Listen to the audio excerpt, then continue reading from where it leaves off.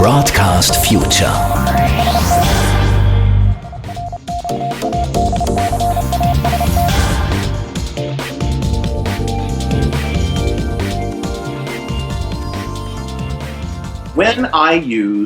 When I write a script, it's fake.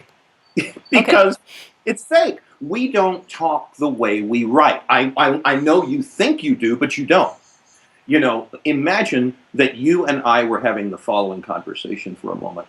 That you would say, Paul, this is one sizzling red hot summer sale we can't afford to miss, Paul. I say, yes, Catherine. We'll want to bring the whole family. We'll love their loyal and eager salespeople, and their prices just can't be beaten. And you say, yes, Paul, but only for a limited time, Paul, and only at participating stores. And, Okay. and then at the end, factory invoice may not represent actually. All I hear is, we just lied about everything we just said in this commercial. We're lying, we're lying, we're lying.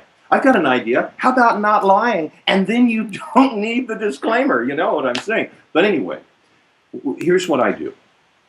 Instead of writing the script of lies, instead of doing that, instead of using some great big old disc jockey voice, like this, instead of that, why don't we turn this into reality radio, where we talk the same way we talk on the air, when we're trying to connect with our listeners, our presenters are trying to connect with the listeners and they try to sound natural, right? Like the person next door, they're your breakfast presenters in the morning or something. And why wouldn't we do the same thing with the client, So I can talk to the client or a representative of the client or a client's customer.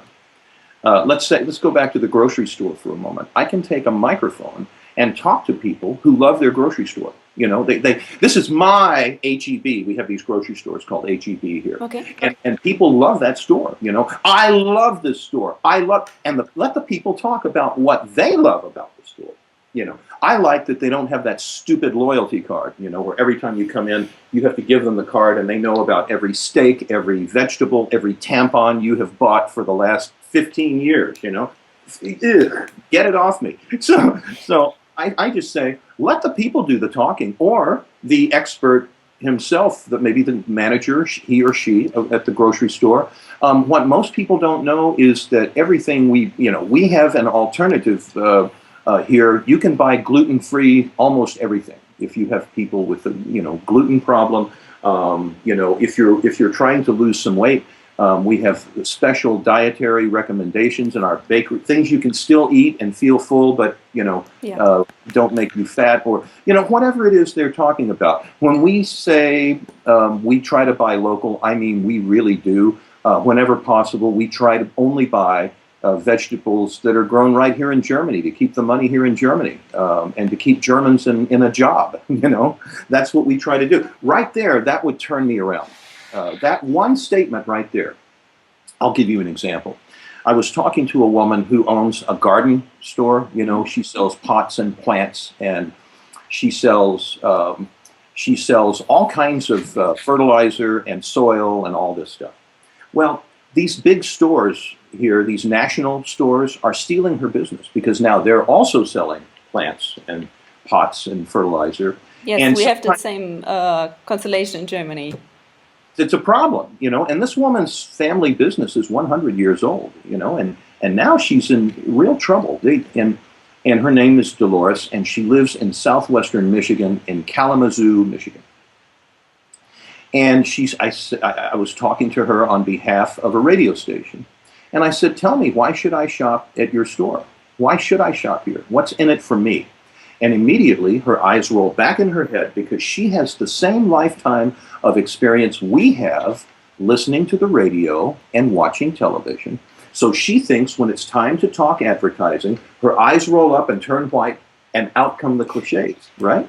So she's speaking in a completely unnatural way. And she says, well, be sure and tell them that we are family owned and operated. We have 2 convenient locations to better serve you. My sons Ed and Rick both work here. I said, what's interesting about them? She goes, well, they're both ASS certified. Now, what the hell does that mean? And I use something called mirroring, a mirroring technique, which means it's like I hold a mirror up to them and I say, when you mean family owned and operated, you mean, when you say that, you mean, and then I shut up and let them do the talking. Well, I mean that, my sons are both ASS certified. I said, when you say ASS certified, you mean, and then she starts to think.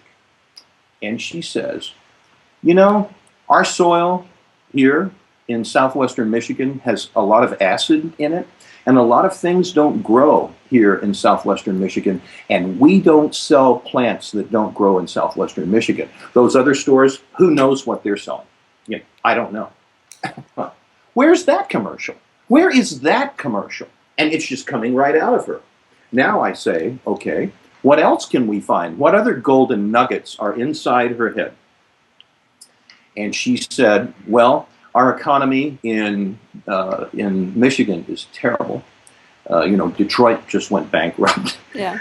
And there's a lot of unemployment here. So whenever possible, we only buy from Michigan growers so we can keep the money here in Michigan and keep Michiganders in a job. Right there, she's got me, because I'm a loyal neighbor, right? Yeah, exactly. And I said, are your prices much different than theirs? She goes, no, the prices are about the same. And then she said, oh, and by the way, when you drive here, you can park right at the doorstep. We don't have one of those giant parking lots, so you have to walk through the heat or through the cold or whatever. You can walk right up to the door, and we even help load your car up for you, so you don't have to do it yourself. And so there's a bunch of USPs.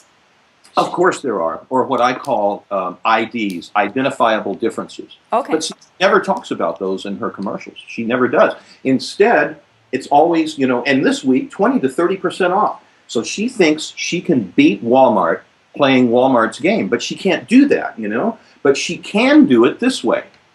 And, she said, yeah, we belong to a consortium of independent owners of these kinds of stores, and we have buying power, and our prices are pretty good too.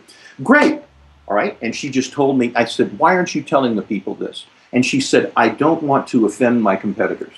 I said, Dolores, they don't care about you. They hope you die. They don't care about you. And so now it's making these radio commercials without a script that say, you know what, if it looks like maybe it's going to be a nice weekend, and if you're thinking about working in the garden, before you just automatically drive to one of these international stores, think about coming here, because we don't sell things that don't grow in this region here in Germany, and a lot of things don't grow here. We want the plants to come back every year. And also, our prices are about the same as theirs. We, whenever possible, try to buy from local growers to keep local Germans in a job, because we believe in our community. And you can park practically at the doorstep here. You don't have to walk through a big parking lot, and we even help load your car up. So before you think about just going out there and automatically going to that big box store, think about coming here. We're from here. We're from here.